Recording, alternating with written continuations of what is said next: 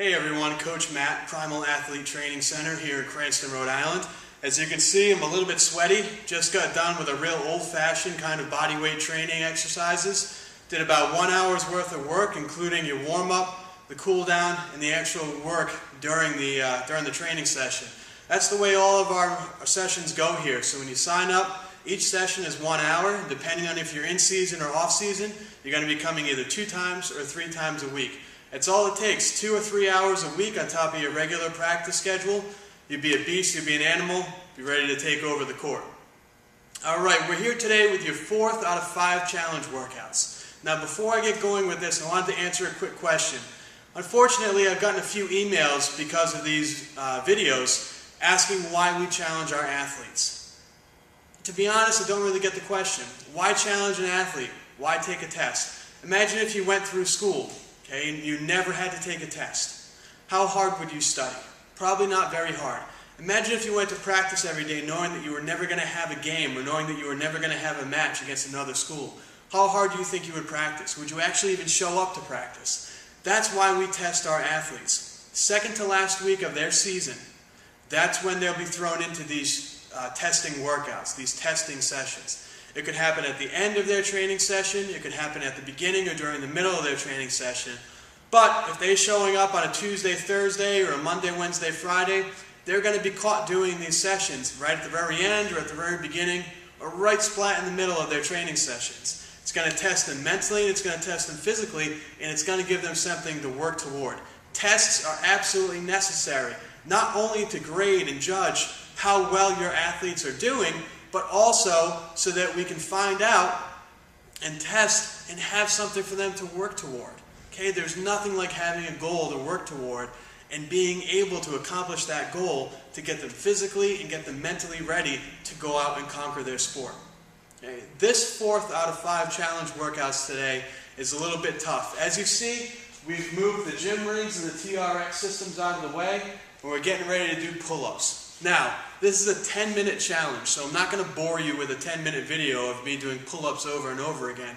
But your goal is to do 50 pull-ups in 10 minutes. Now, the way I like to do it is I like to break it up 5 pull-ups per minute. Doesn't get much easier than that.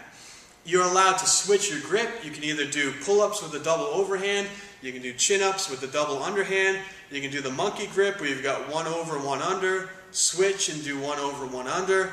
You can get some pull-down accessories and handles, ropes, towels to do pull-ups on.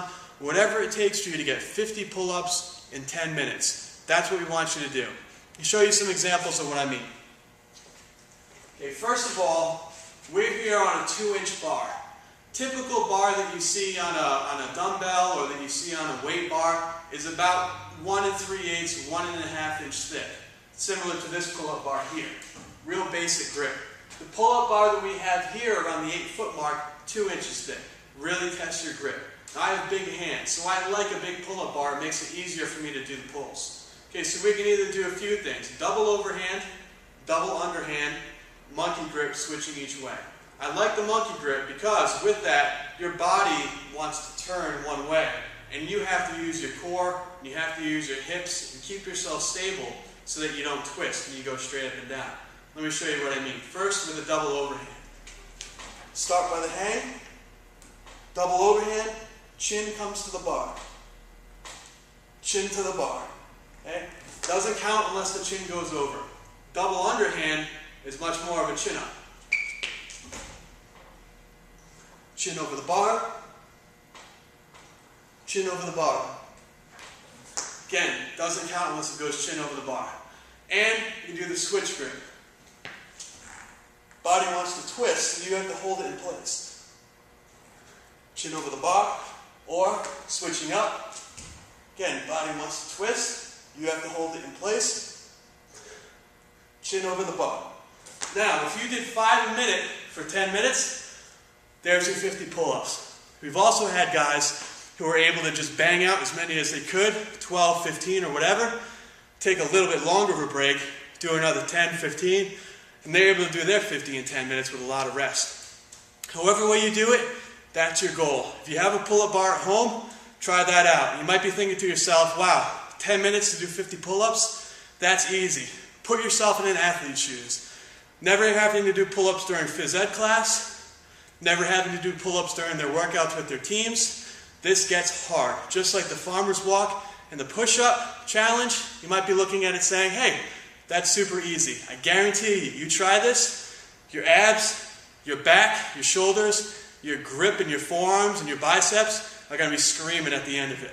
Make sure you guys, if you're interested in checking this out, come see us here, 101 Comstock Parkway, unit number 8, or shoot me an email, matt@primalatc.com.